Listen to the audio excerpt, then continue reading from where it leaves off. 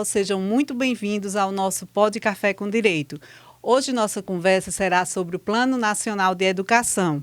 E por que falar sobre esse tema? Qual a importância desse tema? O PNE, como é conhecido por muitos, ele trata de diretrizes, traça metas e estratégias para a nossa educação do Brasil, por um período de 10 anos. Ele foi elaborado pelo Ministério da Educação, teve apoio da participação social, conversas com gestores e debates com especialistas. E não poderia ter outro nome para falar a respeito de um assunto tão necessário. Ela que é parceira do Pod Café com Direito, é da instituição ACES Unita, é advogada, é coordenadora, é professora, a educação corre nas veias, ela une técnica, paixão, entusiasmo e propósito em tudo que faz. Doutora Elba Ravani, seja muito bem-vinda ao nosso podcast. Muito obrigada, Rochelle. Parabéns pelo programa. Agradecer também a Rafael, que sempre oferta, né, o melhor acolhimento, o melhor atendimento, as melhores técnicas para que esse projeto tão lindo, idealizado por você, se materialize. E queria também agradecer pelo convite para falar de um tema tão importante, né? A Lei 15.388, de 2026, ela trata da educação no Brasil como um todo, né? Da creche até a educação superior, né? Também passando pelos programas de pós-graduação. Então, é fundamental que nós possamos dialogar sobre essa lei, né? Que, como você muito bem destacou, além da parte normativa, ela traz também, né, as metas e as estratégias que serão desenvolvidas ao longo dos próximos 10 anos. Certo. Inicialmente, é importante a gente destacar que a lei ela chegou de forma tardia. Nós tínhamos um plano de educação que vigorou de 2014 até 2024. Isso. Então, em 2024, nós deveríamos ter revisto esse plano, colocando no nosso ordenamento jurídico o novo plano de educação e, infelizmente, em razão das dificuldades, especialmente no que diz respeito ao monitoramento, foi preciso prorrogar a vigência do plano de educação anterior, porque somente agora, né, a gente torna o nosso ordenamento jurídico, a gente inclui o nosso ordenamento jurídico nessa nova lei com os novos objetivos, com as novas metas e com as novas diretrizes. Certo. Vamos iniciar pela base de tudo, professora. Vamos falar a respeito da educação infantil. Vamos imaginar uma situação que, sinceramente, não é rara. Uma mãe que finalmente consegue uma oportunidade de trabalho, às vezes depois de muito tempo tentando. Mas aí vem um detalhe que muda tudo. Ela não tem como deixar o filho pequeno.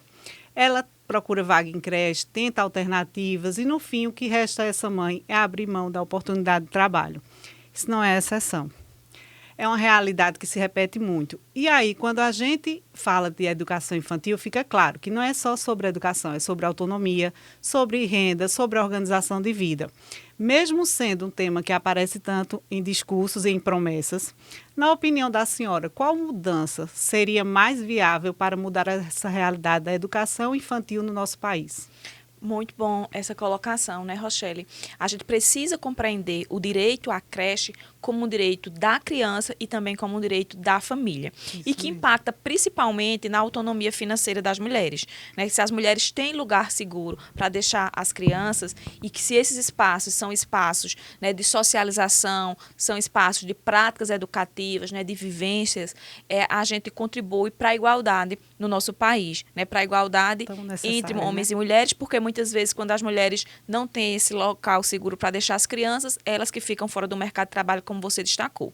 Nesse sentido, o Plano Nacional da Educação, né, o novo Plano Nacional da Educação, vai estabelecer lá na meta 1A, né, a meta de ampliar, né, de atingir, no mínimo, 60% das crianças de até 3 anos ao final da vigência do plano. Certo? Então, muito bom. No mínimo 60% das crianças de 0 a 3 anos precisam estar nas creches. Certo. E aí é importante a gente fazer algumas reflexões, né? Primeiro, né, de quem é a competência? Porque a complexidade do Plano Nacional da Educação é que ele não é direcionado apenas a um ente, né? A União, as competências da União, não, envolve o que é de competência da União, o que é de competência dos estados e o que é de competência dos municípios.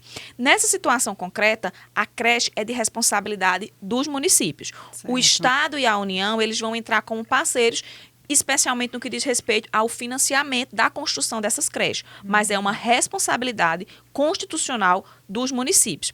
Isso diz que vai ser necessário, para atingir essa meta, que os municípios possam se organizar e se planejar legalmente e financeiramente. Agora mesmo está acontecendo um processo, né, de atualização dos planos municipais da primeira infância, que devem estar integrados à Política Nacional da Primeira Infância, e que vai necessariamente trabalhar, né, com esse público da creche, que é de 0 a 3 anos, ampliando para a educação infantil até os 6 anos de idade, certo? O que é que acontece no que diz respeito à creche? Muitas vezes se entende que, por não ser obrigatório por parte das famílias, essas crianças, muitas vezes, elas ficam fora da creche. Mesmo, E isso impacta no processo de socialização, e isso impacta no processo, né, de construção de saberes e da própria alfabetização. Não que a creche seja o lugar, né, e não está dentre as atribuições, dentre as competências, a alfabetização. Mas o fato dela ter uma socialização que é tardia, em razão, né, dela não estar matriculada numa creche, prejudica durante todo o percurso acadêmico posterior. E aí, nesse sentido, é fundamental que os municípios eles possam, inclusive, criar listas e publicizar, né, com o número de famílias, o número de crianças que já estão matriculadas e que estão procurando vagas, para que eles possam se planejar e possam assegurar, né, o acesso democrático à creche. Então, não pode ter acesso à creche pessoas que são a partir dos critérios da pessoalidade, né? Porque tem uma relação com o político A ou com o político B. Não, né? Deve ser divulgado o número de creches, o número de vagas nas creches e a demanda. Isso precisa ser publicizado para que todas as crianças de todas as famílias.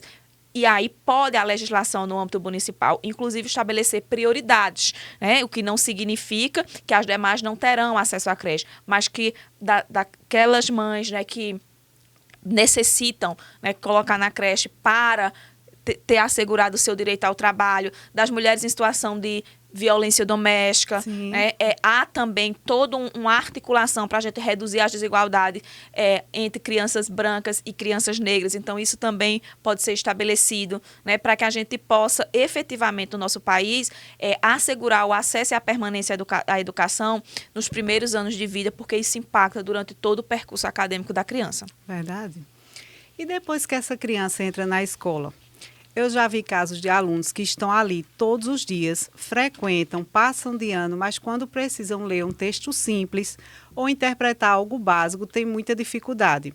Isso vai acumulando ao longo do tempo, porque mesmo estando dentro do ambiente escolar todos os dias, muitas vezes não corresponde à ajuda que essa criança precisa ter com o ambiente familiar onde ela se enquadra.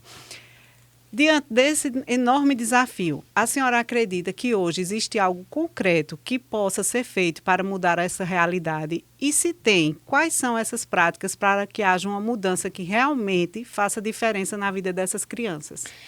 Rochelle, a estratégia 2.13, né, do plano, ela estabelece a necessidade de fortalecer a articulação intersetorial e o regime de colaboração, o que significa, né, que a gente não vai mais pensar a educação de forma isolada. A gente vai pensar a educação, como está lá previsto na meta, na estratégia 2.13, articulada com saúde, assistência social, esporte, cultura, para garantir o desenvolvimento integral da criança. Por quê? Como você destacou, a educação, ela não é responsabilidade apenas do professor que está em sala de aula. Primeiro, é responsabilidade de toda a escola. Eu gosto muito de um provérbio africano que diz: é preciso uma aldeia para educar uma criança. E a aldeia não é só a escola. A gente precisa construir como determina a estratégia 2.13, essa articulação intersetorial. Então, é uma família que está numa situação de extrema pobreza, né? Então precisa da política de assistência social. É uma criança, né, que precisa de cuidados básicos e de acesso à saúde, então precisa da articulação com a política de saúde, né? Precisa muitas vezes compreender a necessidade de se cumprir com a legislação já existente, a exemplo do Estatuto da Criança e do Adolescente, da Lei de Diretrizes e Bases da Educação, que preconiza que quando a criança tem uma baixa frequência, né, quando a criança não está comparecendo, atingiu ali o número de faltas, tem que comunicar imediatamente ao conselho tutelar, né? Então, é fundamental que a gente possa ter esta compreensão, né? E fazer essa comunicação oficial, garantindo assim que a criança permaneça na escola, que a criança tenha esse suporte, né, da família e que ela não se transforme em um dado da evasão escolar, porque não se trata de um dado, se trata de uma vida. Né? Então, é fundamental que a gente possa assegurar essa articulação intersetorial para garantir a permanência na escola e que a gente possa dar esse suporte para que a criança, o adolescente, efetivamente tenha uma aprendizagem satisfatória, o que se relaciona com a alfabetização, como você destacou. Até porque a não alfabetização é também um motivador da evasão. Se a gente pensa uma criança que não consegue ler, né? Essa criança ela fica mais inibida na escola e, consequentemente, isso gera processos de exclusão, porque a evasão é um processo de exclusão. Então, a gente tem o fluxo do busca-ativa, que precisa ser observado, mas, para além do fluxo do busca-ativa, é fundamental que os gestores e gestoras comuniquem ao Conselho Tutelar, né, e que o Conselho Tutelar se articule com o Ministério Público para garantir que toda criança esteja frequentando a escola e que essa educação seja de qualidade. Então, a estratégia 2.13, né, da meta 2 do plano, ela traz, né, esse reforço dessa articulação intersetorial. A família compõe a rede, então a família também precisa cumprir com as suas obrigações. Criança na escola é um direito e uma necessidade, né? Isso, é um direito e uma necessidade e não é o futuro do nosso país, é o presente do nosso país. E aí a gente olha agora para outro lado também, o lado da docência. Eu conheço várias professoras que relatam saírem de um turno de trabalho de uma escola e já ir direto para outra. E ainda levar a atividade para corrigir em casa. E muitas dessas professoras também são mães. E por terem que fazer jornada dupla de trabalho para suprir suas necessidades, deixam muitas vezes seus próprios filhos desassistidos. Elas gostam do que fazem, mas se sentem exaustas. O que seria um plano eficaz nesse sentido para que existisse uma maior valorização da categoria? Olha, todo o plano ele já foca, né, na necessidade da valorização profissional. E isso está em consonância com a Lei de Diretrizes e Bases da Educação. Né? E a valorização profissional perpassa por diversas questões. Né? Perpassa pela formação do professor e professora. Então, se a gente observar o plano, a gente vai ver que está muito forte a necessidade de ter formação, inclusive nas áreas que garante a educação equitativa. Né? Antes a gente não tinha crianças e adolescentes com o direito à inclusão assegurado, hoje essa é uma realidade cada vez mais presente. Então é preciso assegurar que professores e professoras contem com profissionais de apoio, contem, né, com formações específicas nessas áreas para que possam adaptar as atividades, assegurando efetivamente o direito à inclusão. E aí o interessante do plano é que o plano também traz a formação de gestores e de secretários, porque para você conduzir uma política, você precisa também compreender essa dinâmica. Né? Nós temos uma outra legislação que é a Lei do Bem-Estar dos Profissionais da Educação. Então, para garantir essa qualidade de vida, é importante, para garantir a valorização profissional, é importante também que no âmbito dos municípios e dos estados, a política do bem-estar dos profissionais da educação, ela seja materializada. Então, envolve formação, envolve, né, políticas de bem-estar, envolve, né, também melhorias no que diz respeito, né, a garantir o cumprimento do piso salarial, né, e que agora a gente teve uma decisão importantíssima do STF, né, que o piso não deve considerar apenas os profissionais concursados, né, efetivos, mas também os profissionais contratados, porque são profissionais da educação, né, inclusive uma ação que foi interposta por advogados de Pernambuco, né, lá do município de Salgueiro. Então, é algo importante. Então, é fundamental conseguir, né, desenvolver no chão dos territórios, especialmente nos municípios, a articulação dessas ações que assegura que os profissionais eles possam desempenhar suas atividades com cada vez mais qualidade de vida. Então, educação de qualidade exige que os profissionais tenham qualidade de vida. E isso perpassa por essa amplitude de ação que precisa ser implementada nos âmbitos dos municípios. Perfeito. Professora, a gente escuta muito relato também de escola que quer melhorar, mas não tem estrutura, não tem material suficiente pela falta de financiamento, Na opinião da senhora, como transformar metas em realidade com esse tipo de limitação financeira? E quando a gente compara também com realidades, tem escola com laboratório, tecnologia, com cadeiras confortáveis e tem outras que mal têm o básico. São dois cenários completamente diferentes, mas que deveriam ser equiparados, pois a função é a mesma, educar crianças que serão futuro e presente do nosso país. Qual o ponto de equilíbrio poderia ser efetuado, na opinião da senhora, em um plano onde a balança possui um peso tão desigual? Olha, Rochelle, uma coisa muito importante no Plano Nacional da Educação foi a elevação dos recursos, né? Se compreendeu que não apenas as responsabilidades na execução da política de educação, ela precisaria ser executada, né, com a União prioritariamente atuando no âmbito do ensino superior, né, o Estado com as responsabilidades no que diz respeito ao ensino médio e com o município, né, a educação básica. E aí é importante a gente reconhecer que o município concentra uma responsabilidade muito grande. Então, é fundamental pensar que os prefeitos e prefeitas, que os secretários e secretárias de educação precisam de um suporte maior. Por quê? Porque é no município e é sob a responsabilidade dos municípios que a gente tem a base da educação. Então, isso exige também um repasse de recursos, de investimentos, né, cada vez maior. Né, para os municípios, porque é quando a gente está tratando da creche, né, a gente está tratando de todo o processo que é essencial para que a criança socialize, para que a primeira infância, né, então é fundamental que a gente possa também pensar com sensibilidade e com responsabilidade sobre a necessidade de haver um suporte dos demais entes, especialmente no que diz respeito à questão financeira, para que a política aconteça.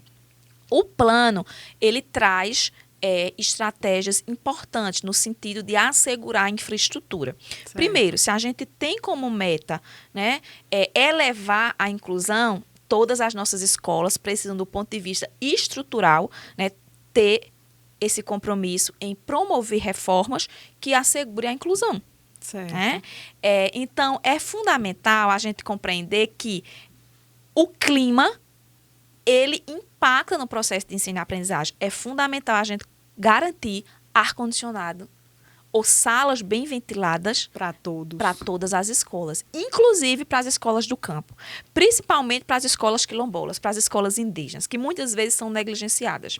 Por quê? Porque uma sala de aula em que há, né, o calor excessivo, nossas crianças e professores têm em seu corpo impacto, né, deste clima que reflete, né, no processo de ensino e aprendizagem. As crianças elas vão ficar mais sonolentas. Dificuldade de concentração. Dificuldade de concentração. Então, é fundamental, né, pensar a estrutura macro e mínima. Né? Segundo, os recursos didáticos. Como é que a gente tem no Plano Nacional da Educação um incentivo para trabalhar as questões relacionadas à educação digital, né? E as questões relacionadas aos saberes computacionais. Então, a gente precisa assegurar infraestrutura para isso, certo? Então, o plano ele já prevê não apenas reformas estruturais, não apenas construções, mas também, né, que em termos de equipamento e de recursos didáticos, as nossas escolas possam melhorar, né, a sua infraestrutura.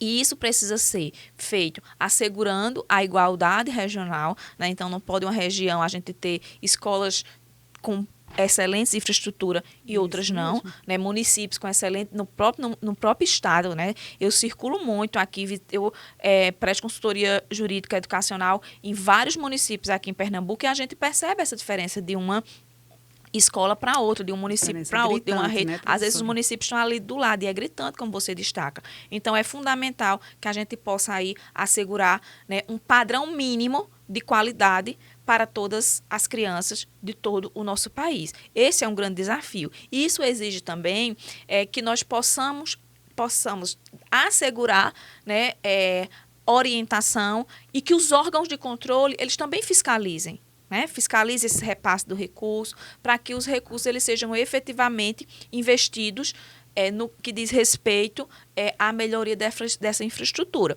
Agora, eu reconheço também, Rochelle, que esses órgãos de controle eles precisam compreender do Plano Nacional de Educação, né, para que não venham a expor, para que não venham a dificultar a vida do gestor, quando, na verdade, deve ser feito um sistema de cooperação para garantir o direito da criança e do adolescente, e não para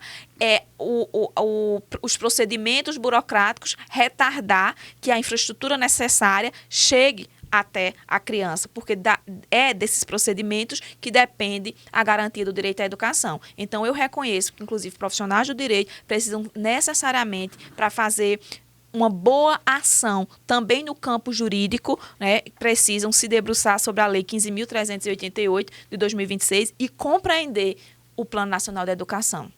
Muito necessário. A senhora citou aí sobre inclusão. O que a senhora acha que a gente já avançou em termos de inclusão nas escolas e o que seria um plano efetivo de avanço para esse caminho? Olha, Rochelle, nós avançamos bastante no que diz respeito a garantir, né, o direito de matrícula de permanência das crianças e adolescentes, público-alvo da inclusão nas escolas. E a gente percebe isso, a gente vê o reflexo desse avanço nas universidades. Antes nós não tínhamos adolescentes, a gente não tínhamos crianças matriculadas nas escolas. Quando tínhamos, era um número muito pequeno, que dificilmente chegava até o ensino superior. Hoje, nós estamos vendo que esses jovens estão acessando o ensino superior e estão concluindo seus cursos, fazendo concursos, né, e ocupando os espaços que desejarem na nossa sociedade. Estão entrando onde deveriam sempre. Exatamente. Agora a gente tem um desafio, Rochelle. Qual é o principal desafio? Assegurar suporte pedagógico e didático para esses professores e professoras, tanto da educação básica como no ensino superior. E no ensino superior, inclusive, a gente tem o desafio de pensar protocolos que já foram implementados na educação básica, no ensino médio, e que não chegaram ainda para o ensino superior. Então, nossos professores e professoras precisam de formação nessa área e precisam de recurso didático. A lei não se materializa sem recurso didático. Eu conversei até com uma professora, que é colega minha, e ela citou justamente isso, que ela foi contratada para uma escola para fazer o acompanhamento de uma criança com laudo, tudo justificado, mas que ela não tem ideia do que ela iria fazer com aquela, para ajudar aquela criança, porque não tinha sido capacitada, não tinha sido orientada da melhor maneira como conduzir isso. Isso. E aí a gente pensa, né, Rogério, veja, a lei diz que tem que incluir, mas incluir não é matricular. Exatamente. Incluir é que você possa adaptar os processos pedagógicos, as atividades pedagógicas, de acordo com as especificidades daquela criança. Veja, nossos professores e professoras, que são excelentes, muitas vezes eles não contam com esse suporte. Então, como é que eles vão adaptar a atividade se eles não tiverem suporte? Então, para garantir inclusão, eu entendo que a gente tem que garantir suporte didático, a gente tem que garantir material didático para que, efetivamente, as atividades elas possam ser adaptadas de acordo com a especificidade de cada um. É fácil fazer isso? Não é fácil fazer isso. Fácil é fazer a educação bancária. Né? A educação inclusiva, a educação democrática, a educação emancipadora, não é fácil, mas é direito. Então, a gente precisa dar esse suporte, certo? Então, a gente precisa dar esse suporte no que diz respeito, especialmente às práticas pedagógicas adaptadas. Perfeito. E avançando um pouco mais, tem uma fala que a gente escuta muito de quem acabou de sair do ensino médio. Eu estudei, mas não me sinto preparado para aplicar isso na prática. E isso gera uma insegurança muito grande, porque a pessoa termina uma etapa importante, mas ainda não sabe exatamente como se posicionar no mundo profissional. O ensino técnico, ele aparece como uma alternativa interessante nesse momento, mas, ao mesmo tempo, muita gente ainda vê no ensino superior um caminho mais sólido, não só pela formação, mas pelas oportunidades que podem surgir a partir dele. Quando a gente amplia um pouco esse olhar, percebe que existem diferentes perspectivas sobre os caminhos da educação. De um lado, há uma valorização maior da formação técnica, como um caminho mais direto e aplicado ao mercado de trabalho. E, de outro lado, uma ênfase na ampliação do acesso ao ensino superior, inclusive por meio de políticas públicas, como o ProUni e o FIES, que buscam ampliar as oportunidades de ingresso. Como a senhora enxerga essas diferentes abordagens dentro do cenário atual da educação? Rochelle, eu estava até aqui, né, folheando o plano para dizer exatamente qual é a estratégia que responde, né, a essa sua colocação, que é fantástica. Veja, todo o processo de ensino e aprendizagem precisa fazer sentido na vida da pessoa humana. Verdade. Da creche à educação superior. Não se faz nada Se não sem for propósito, assim, né? não se faz nada sem propósito. Não faz sentido, né, desestimula. E aí, a meta 4D, né, na sua estratégia 415, vai destacar a necessidade de estimular e ampliar programas de iniciação científica, tecnológica, artística e cultural nas redes públicas e privadas da educação básica, por meio de parcerias com instituições de ensino superior, centros de pesquisa produtiva. Então, eu acredito que, tendo a iniciação da produção científica e tecnológica já, né, na escola, isso vai dar mais sentido ao que é estudado na vida das nossas crianças e na vida dos nossos adolescentes. Então, nós não podemos continuar reproduzindo, né, o processo de conhecimento sem conectar com a vida das pessoas, sem conectar com a sociedade. Então, eu sempre digo, trabalhando a pauta da mulher, né? Então, se vai trabalhar estatística e matemática, trabalha as estatísticas dos índices de violência contra a mulher, né? Se vai trabalhar português, trabalha a produção de texto, né, que versem sobre o bullying, por exemplo. Sim. Se vai trabalhar em história, traz a trajetória, né, das mulheres heroínas de Tejukupá, por exemplo, aqui em Pernambuco. Que são isso muito dá silenciadas, sentido. né? Que são silenciadas, como você coloca, Rochelle. Então, é importante dar sentido, né? Trabalha a história da cidade. Nossas cidades, elas estão ficando cidades sem memórias porque as pessoas mais velhas morreram, né? As cidades não têm museus e as crianças e adolescentes estão crescendo conectado com a dimensão global, mas perdendo a identidade com o local. Então, precisa construir esses sentidos para que a criança e a adolescente possa entender que ela é sujeito de transformação do território que ela ocupa. Tem uma referência das raízes de onde surgiram. Né? Tem uma referência das raízes. Então, eu acredito que essa meta, quando ela destaca a necessidade de estimular programas, né, de iniciação científica e de construir pontes entre as escolas e as universidades, vai provocar aí um processo de mudança cultural, de entender que a educação básica, a escola, é também o lugar de produzir conhecimento. Perfeito.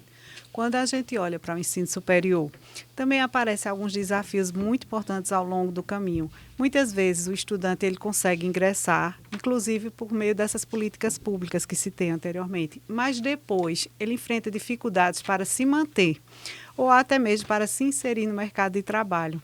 Isso abre uma reflexão. Hoje o desafio ele está mais concentrado na ampliação do acesso, na sua opinião, ou na necessidade de qualificar esse percurso, aproximando a formação teórica de experiências mais práticas? Ambas. Né? Nós conseguimos avançar bastante, né? E os dados apontam como todo o território brasileiro hoje ele é coberto pela educação superior, algo que há alguns anos atrás isso não acontecia. A educação à distância, o ensino superior, né, através possibilitou essa democratização, mas agora a gente precisa pensar na qualidade, na regulamentação, que não se pensou, né, inicialmente. O que é algo negativo, porque acabou democratizando o acesso, mas quando isso não se faz com qualidade, essa democratização ela precisa ser refletida. Mas a realidade né, todo o território brasileiro ele foi coberto pela oferta do ensino superior no Brasil. Nós também avançamos bastante no que diz respeito às instituições de ensino superior chegarem até o interior. Então, a SES é uma referência nisso, né? Somos a primeira instituição do interior do Norte e Nordeste e avançou também esse movimento que a SES fez lá atrás, no que diz respeito às universidades estaduais e às universidades federais. Né? Eu pesquisei na tese do doutorado a expansão, né, e a interiorização, a produção de conhecimento das universidades federais interiorizadas, então a gente conseguiu avançar bastante nisso. Mas a gente agora precisa pensar na qualidade da educação superior, porque a qualidade ela vai impactar diretamente no acesso ao mercado de trabalho, algo que o acesso via educação, né, à distância, sem qualidade, prejudicou nossos jovens e as pessoas que tiveram acesso ao ensino superior através, né, dessa modalidade. Por isso que a gente precisa cada vez mais regulamentar, né, e fiscalizar. E também é importante a gente pensar nos programas de permanência. E aí, Rochelle, muitas vezes, os programas de permanência no ensino superior, ele é muito focado apenas nas universidades públicas, certo? Repito, a gente precisa ampliar ainda mais a oferta para que todo jovem que deseja possa entrar na universidade, né? A gente avançou ainda, precisa avançar mais, mas a gente precisa pensar que esses programas de permanência é essencial, né? E isso não pode ficar apenas nas universidades públicas, certo? Deveria ser para todas as privadas? Não, eu não acho que deveria ser, sendo bem sincera. Mas, veja, a gente tem as universidades privadas comunitárias, sem fins lucrativos, como é o caso da SES Unita.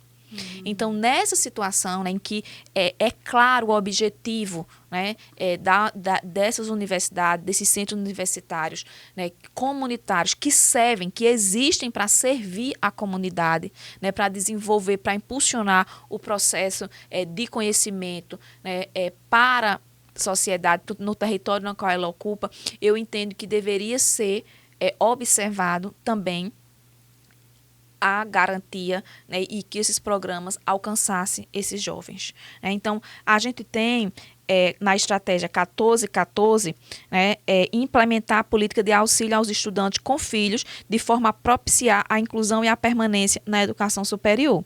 Então, veja, eu acho que uma ação como essa, ela precisa considerar, né, as mulheres, né, os homens que trabalham, por exemplo, no polo têxtil, que custeiam, né, a sua faculdade e que muitas vezes essas pessoas, né, têm bolsas do FIES ou do ProUni, mas que não é suficiente, que precisa de custear alguém para ficar com seu filho quando tá na faculdade. Então, eu considero que é necessário, né, atingir também os estudantes, para além dos que estão nas universidades públicas, com programas de auxílio à permanência. Né? Entendo que isso é fundamental.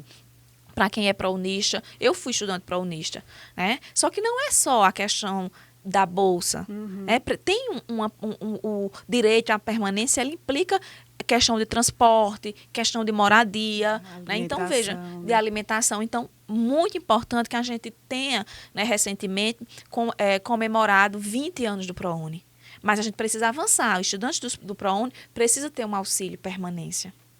Necessário, né? E agora, alinhando tudo isso, professora, que nós conversamos com gestão. A gente já viu muitos planos, muitas metas, muitos discursos, mas na prática as mudanças demoram um pouquinho para aparecer. O que faz, de fato, na opinião da senhora, um plano sair do papel e virar um resultado? Olhe, compromisso político e monitoramento. Gestão, quem já foi gestor sabe que a gestão engole, né, o gestor. Se o gestor não tiver uma boa equipe, né, é fundamental ter essa capacidade de monitoramento. Por isso, o plano vai estabelecer que o monitoramento ele ocorra agora a cada 2 anos. Como acontece, professor, esse monitoramento? Assim, quem faz? O monitoramento ele precisa ser feito de forma democrática, né? Então precisa ser feito e coordenado pelos organismos, né, de política estadual, de municipal e nacional, né? Então, Ministério da Educação, Secretarias de Educação, Secretarias Municipais de Educação, mas com a participação dos conselhos de educação e também com a participação da sociedade civil. Né? Então, precisam ser processos democráticos, em que vai ser analisado de forma muito simples a meta e a execução, o que foi feito. E o que é positivo nesse plano? Que agora isso precisa ser feito a cada 2 anos. E se os relatórios não forem produzidos, isso pode resultar, né, no não recebimento dos recursos da União para os municípios e estados. Né? Então, a gente tem que se adequar. Tem que ser feito. Né? Porque foi, inclusive, a falta de monitoramento que implicou em não ter sido alcançada muito das metas previstas no Plano Decenal 2014 e 2024 e atrasou, né, o advento desse novo plano. Então, o artigo 26, né, da lei vai destacar que serão suspensos os repasses de novos recursos do programa para os entes federativos que descumprirem o disposto no artigo 13 e 33 dessa lei. E o artigo 1333 trata justamente do monitoramento que precisa ser realizado a cada 2 anos. Então, a falta de monitoramento e a falta de cumprimento das metas pactuadas vai implicar no direito à educação da criança, do adolescente e do jovem, porque impacta na transferência de recursos. Se a senhora olhar para tudo isso que a gente conversou aqui, tem algum ponto que, se for bem executado, muda completamente a realidade, o resultado final? Se não for feito o monitoramento, a gente vai chegar daqui a 10 anos sem atingir as metas. Certo. Então, fazer o monitoramento de forma democrática é fundamental. Por quê, Rochelle? Porque se eu faço o monitoramento, eu consigo ver o que eu já fiz, se o que eu fiz está relacionado com o plano, e se eu não fiz, como é que eu posso fazer? Certo. Quando eu não faço o monitoramento, eu faço um monte de coisa, mas eu não caminho na direção do atingimento das metas. Fica só no planejamento. Fica só no planejamento, estou fazendo outras ações que não cooperam para o plano. E o plano, ele não foi feito por acaso. O plano foi feito para impactar na garantia do direito à educação das crianças, adolescentes, jovens, adultos e idosos no nosso país. Então, a gente precisa cumprir o plano. Verdade. Professora, eu vi que a senhora trouxe algumas anotações com a senhora. Eu quero que a senhora fique bem à vontade agora para acrescentar algo que ficou faltando ainda com relação a esses pontos que são tão importantes para a nossa educação. Não, acho que tudo foi contemplado, né? Reforço apenas que, para além de garantir o direito à educação e o direito à alfabetização das nossas crianças, jovens, adolescentes, a gente precisa também pensar na pessoa idosa. Nós temos analfabetos no nosso país, isso é inadmissível, porque alfabetizar é assegurar o acesso à informação, à cidadania plena. Então, nós precisamos também pensar nos idosos analfabetos do nosso país, e para isso a gente precisa pensar numa metodologia própria, porque a gente não alfabetiza adulto com os mesmos mecanismos e processos que a gente alfabetiza crianças. A gente tem uma dificuldade muito grande, que é, né, matricular, mas a não permanência, a desistência nas turmas de educação de jovens e adultos e idosos no nosso país, e isso se dá em razão dos horários, da metodologia, né? Então, a gente precisa melhorar os incentivos para garantir que os idosos sejam matriculados nas turmas de EJAI e que possam concluir, né, os ciclos. Se a gente garante tantos incentivos para as crianças e adolescentes, né, a gente tem o pé de meia no âmbito do ensino médio, a gente tem projetos relacionados, né, ao acesso ao kit de material escolar, ao tênis, né, no que diz respeito às crianças e adolescentes. Então, a gente precisa pensar também em incentivos para garantir que a pessoa idosa tenha acesso à educação, porque a educação não é só para garantir o acesso no mercado de trabalho, é também, porque muita gente pensa assim, mas a pessoa idosa, né, já é aposentada, para que ela tenha acesso à alfabetização? Porque a alfabetização é dignidade, exatamente, é autonomia, é romper com a exclusão. Então, a gente precisa pensar também nas pessoas idosas, precisa pensar na erradicação do analfabetismo, e o plano também contempla essas ações. Nunca é tarde para aprender. Nunca né, é tarde. E eles também têm muito a ensinar. Muito. Porque as salas de aula para esse público também precisa valorizar esses saberes. A experiência é tudo, né? Vamos encerrar por hoje. Acredito que a gente termina hoje com um olhar mais esperançoso sobre a educação, principalmente quando se vê que existem caminhos sendo construídos. Professora Elba, foi um prazer mais uma vez receber a senhora aqui. As portas do podcast estão sempre abertas para lhe receber. Muito obrigada, Rochelle. E Rafael, contem sempre comigo, né? Educar é um ato de afeto transformador. Então, que nós possamos nos dar as mãos para que a gente possa construir pontes entre a escola e a universidade e assim avançar na garantia do direito à educação a todos e todas. Quero lhe parabenizar, porque eu acredito de verdade que a senhora realiza esse trabalho com muita excelência. Parabéns. Quero agradecer a Rafael Torres por toda a manutenção do estudo, pelo acolhimento, por sempre nos receber aqui com tanto carinho. Obrigada, Rafael. Quero agradecer a SES UNITA, na pessoa do reitor, do professor Paulo Muniz, e o vice-reitor da CICINTRA. Muito obrigada.